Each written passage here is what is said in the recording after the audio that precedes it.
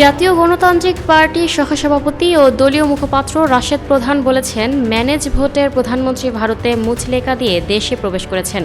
Manage ভোটের স্বরাষ্ট্রমন্ত্রী শিলংয়ে ট্রেনিং নিয়ে দেশে এসেছেন, আর তাই ম্যানেজ ভোটের সরকার পিলখানা গণহত্যার সুষ্ঠু বিচার করতে পারবে না, কারণ পিলখানা গণহত্যার পেছনে ভারত এবং আওয়ামী লীগ নীল নকশা দায়ী।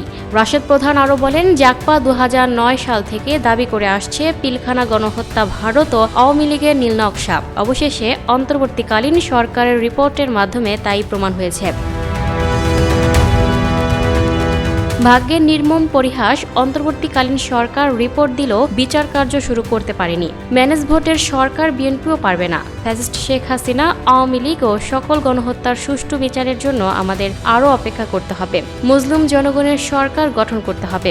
আজ 25শে ফেব্রুয়ারি সকাল 11টায় পল্টনস্থ শফিকুল আলম প্রধান মিলনায়তনে শহীদ সেনা দিবস উপলক্ষে জাকপা আয়োজিত আলোচনা সভায় প্রধান অতিথির বক্তব্যে তিনি এসব কথা বলেন। জাকপা প্রেসিডিয়াম সদস্য বীর মুক্তিযোদ্ধা সৈয়দ শফিকুল ইসলামের সভাপতিত্বে সভায় আরও বক্তব্য রাখেন জাকপা সাধারণ সম্পাদক অধ্যাপক ইকবাল হোসেন, প্রেসিডিয়াম সদস্য আসাদুর রহমান খান, হাজী মোহাম্মদ হাসমত উল্লাহ, সাংগঠনিক সম্পাদক আশরাফুল ইসলাম হাসু, প্রকাশনা বিষয়ক সম্পাদক এস.এম. জিয়াউল আনোয়ার, জাকপা ছাত্রলীগ সভাপতি আব্দুর রহমান ফারুকী এবং যুব জাকপা সাধারণ সম্পাদক ইঞ্জিনিয়ার সিরাজুল ইসলাম। রাষ্ট্রপতি মোহাম্মদ শাহাবুদ্দিন বলেছেন, 1975 সালের পর অবৈধ সামরিক সরকার মুক্তিযুদ্ধের বিচার প্রক্রিয়া বন্ধ করে দিয়েছিল। তিনি উল্লেখ করেছেন, এক সময়ে জেনারেল এরশাদ এবং এরশাদের সহায়তায় জিয়াউর রহমান, পরে বেগম জিয়ার সময় মহান মুক্তিযুদ্ধের চেতনা তছনছ হয়েছে।